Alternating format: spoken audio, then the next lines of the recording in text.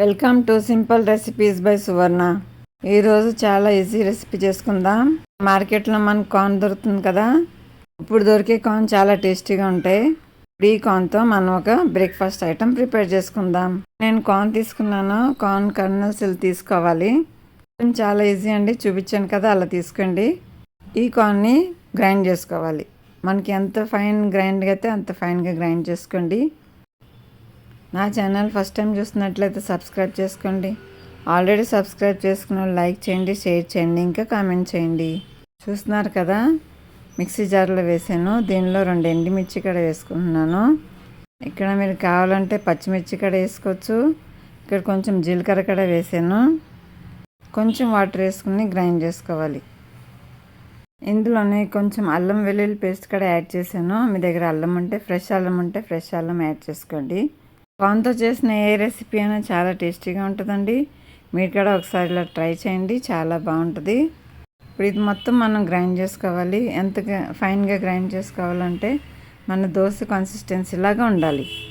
Corn చాలా మంచిదండి హెల్త్కి. దీనిలో చాలా ఫైబర్ ఉంటుంది. కంపల్సరీ మనం ఈ సీజన్లో దొరికే కార్న్ తినాలి. చాలా టేస్టీగా కూడా ఉంటుంది.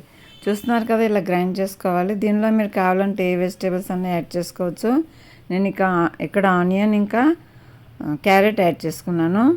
ఇక్కడ మీరు క్యాప్సికమ్ కూడా యాడ్ చేసుకోవచ్చు, చాలా బాగుంటుంది. మష్రూమ్స్ కూడా యాడ్ చేసుకోవచ్చు. మష్రూమ్స్ కూడా సన్నగా తరిగి యాడ్ చేసుకోవచ్చు. ఇప్పుడు దీనిలోనే 2 టేబుల్ స్పూన్స్ శనగపిండి వేసాను. శనగపిండి వేస్తే బైండింగ్ ఇస్తుందండి. బైండింగ్ కంపల్సరీ శనగపిండి వేయాలి. కార్న్లో బైండింగ్ ఉండదండి, అందుకనే శనగపిండి కొంచెం యాడ్ చేసుకోవాలి. ఇక్కడ మీరు కావాలంటే బియ్యపిండి కూడా యాడ్ చేసుకోవచ్చు. శనగపిండితో పాటు కొంచెం బియ్యపిండి కూడా యాడ్ చేసుకోవచ్చు. ఇది మొత్తం మనం మిక్స్ చేసుకోవాలి.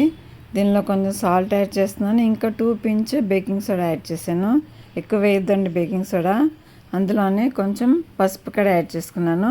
ఇక్కడ మీకు ఇష్టమైతే కొంచెం ఇంగు కూడా వేసుకోవచ్చు. ఇంగు చాలా డైజెషన్కి మంచిది కదా, అది కూడా యాడ్ చేసుకోవచ్చు. ఇది మొత్తం మిక్స్ చేసుకోవాలండి. మనకి దోశ బ్యాటర్ కంటే కొంచెం గట్టిగా ఉండాలి, మరీ దోశ కన్సిస్టెన్సీ ఉండకూడదు. ఇప్పుడు వేడి ప్యాన్ పైన ఈ బ్యాటర్ మనం దోశలాగా వేసుకోవాలి. మరి దోశలాగా స్ప్రెడ్ చేయొద్దండి, కొంచెం ఇలా మందంగానే ఉంటుంది, మరి పలసగా రాదు.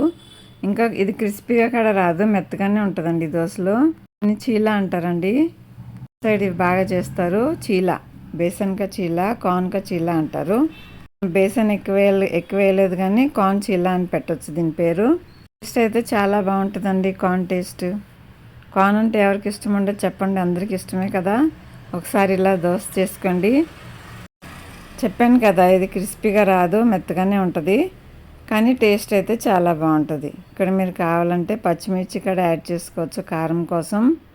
అయితే ఎండుమిర్చినే వేసాను. చాలా టేస్టీగా ప్రిపేర్ అయిపోతుందండి కార్న్ చీలా. చూస్తున్నారు కదా, ఇలా మంచిగా కలర్ వచ్చే వరకు ఫ్రై చేసుకుని ప్లేట్లోకి సర్వ్ చేసుకుంటామే. ఇది ఏ చట్నీ కూడా అవసరం లేదండి దీనికి, అలాగే తినొచ్చు. మీరు కావాలంటే గ్రీన్ చట్నీ చేసుకోవచ్చు, ఇంకా టమాటో సాస్తో కూడా తినొచ్చు. నచ్చిందా మీకు? నచ్చితే లైక్ చేయండి, షేర్ చేయండి, ఇంకా కామెంట్ చేయండి. ఇలాంటి ఈజీ రెసిపీస్ నా ఛానల్లో ఉన్నాయి, సబ్స్క్రైబ్ చేసుకోండి. Thank you for watching.